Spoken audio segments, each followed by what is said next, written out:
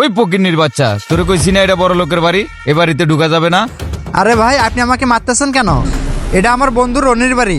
আমি কি না জানা আছি এটা আমার বন্ধু রনির বাড়ি? হ্যাঁ, এটা রনি স্যারের বাড়ি, তাই বলে তোর মতো ফকিন্নি রে এই বাড়িতে ঢুকতে দিব? আব্দুল, এনে কি হয়েছে? এত চিল্লাপাল্লা করতেছো কে? স্যার দেখেন, কইতে এক ফকির নিয়ে আসছে, আইসা বলতে আছে রনি স্যার নাকি তার ছোটবেলার বন্ধু। স্যার আপনি বলেন, এর মতো ফকিন্নি আমাদের রনি স্যারের বন্ধু কিভাবে হয়? কিরে ফকিন্নি, তুই কই থেকে আইছস? তোর কোনো মতলব টতলব আছে নাকি? ভাই আমি সত্যিই বলতেছি, রনি আমার ছোটকালের বন্ধু। তাছাড়া ভাই, রনি আর আমি প্রাইমারি স্কুলে একলগে লেখাপড়া করছি। আর রনির যে গ্রামের বাড়িটা না, আমাদের বাড়ির লগে রনির বাড়ি। আইছে হ্যাঁ নাকি রনি স্যারের লগে এক লগে প্রাইমারি স্কুলে লেখাপড়া করছে? ফকিন্নির বাচ্চা। এই সিকিউরিটি, তোমার ভালোই ভালো বলতাছি, ওর গেট থেকে এখনই কার ধাক্কা দিয়ে বের করে দাও। আচ্ছা ঠিক আছে স্যার। এই ফকিন্নির বাচ্চা, বাইরো বাইরো বাইরো কইতাছি, যা এখান থেকে। ও মারে!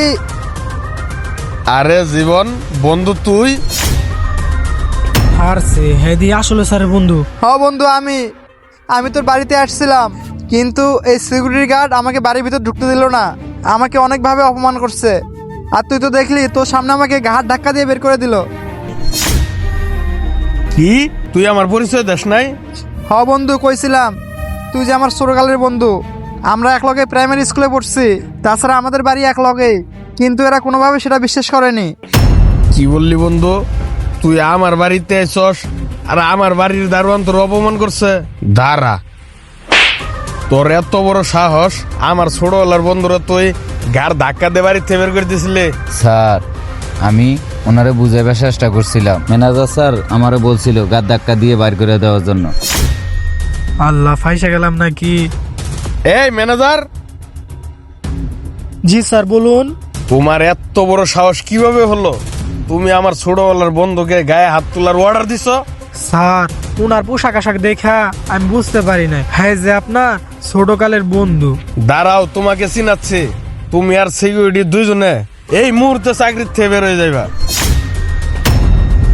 স্যার আমাদের ভুল হয়েছে, আমাদের এবারের মতো মাফ করে দেন। কোনো ক্ষমা নয়। তুমি আমার ছোটবেলার বন্ধুর গায়ে হাত তুলছ, এর কোনো ক্ষমা হবে না। এ বন্ধু, এসব কি বলতাছিস? আসলে ওরা দুজন তো ভুল স্বীকার করলো। আর তাছাড়া বন্ধু, আমারই মনে হয় উচিত হয়নি আমার এরকম ড্রেস আপ পরা তোর বাড়িতে আসানো। আর ভাই, আপনাদেরকে বলতেছি, আপনারা কখনো মানুষের ড্রেস আপ দেখে মানুষকে যাচাই করবেন না। আচ্ছা যাই হোক বন্ধু, ওরা যেহেতু ওদের ভুলটা বুঝতে পারছে, ওদেরকে মাফ করে দেয় এবারের মতো। স্যার আমি বলি কি, আপনার বন্ধু যেহেতু বলতেছে ওনাদেরকে রাখার জন্য, গরিব মানুষ, দেখেন কোনো ব্যবস্থা করা যায় কিনা। হ বন্ধু, ওরা তো গরিব মানুষ। তোরা এখানে চাকরি করে দুই বেলা ঠিকঠাক মতো খায়, এখন যদি চাকরি থেকে বের করে দেস, তাহলে ওরা কি করবে? আচ্ছা ঠিক আছে বন্ধু, শোন, তোদেরকে আমি চাকরি থেকে বের করে দিয়েছিলাম। শুধু কেন বের করলাম না জানিস? আমি আমার বন্ধু জীবনের কথা কোনোদিন ফালাইতে পারি না। স্যার আমাদের দুজনকে আপনি মাফ করে দেন, আমরা সত্যি জানতাম না আপনি যে স্যারের বন্ধু। স্যার আমাদের মাফ করে দেন। আরে এভাবে মাপ চাওয়ার কিছু নেই, কারণ মানুষ বলতেই তো ভুল হয়ে যায়। আর আপনারা যে দুজন আপনাদের ভুলটা স্বীকার করছেন, এতে অনেক কিছু। আচ্ছা ঠিক আছে, আপনারা দুজন যা আপনাদের ডিউটি করেন। আচ্ছা বন্ধু, চল বাসায় চল। তুই যে আইছস অনেকদিন পরে, তোর ভাবি দেখলে অনেক খুশি হইব। আর ম্যানেজার সাহেব, তুমি ওই সাইডটা দেখো, আমি আমার বন্ধুকে বাসা দিয়ে ঘুরাই ঠিক নিয়ে আছে, আসতেছি। স্যার। আচ্ছা যাও বন্ধু, চল। হ্যালো বন্ধুরা, কাউকে পোশাক দেখে বিচার করা ঠিক নয়। আমাদের ভিডিওটি যদি একটুও ভালো লাগে, অবশ্যই একটা লাইক, কমেন্ট, শেয়ার দিয়ে পাশে থাকবেন। ধন্যবাদ।